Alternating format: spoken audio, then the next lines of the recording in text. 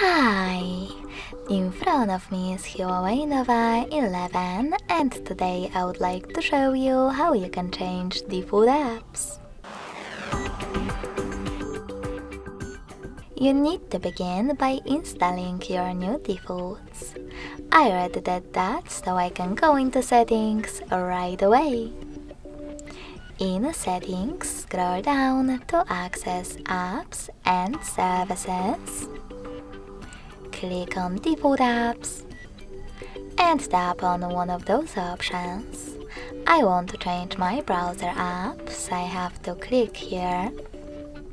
Tap on Opera in order to apply it and save it as my new default by hitting change. So when I do that and go back, as you can see, my default app has changed.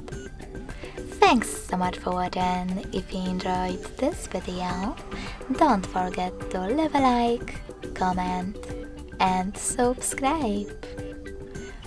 Bye!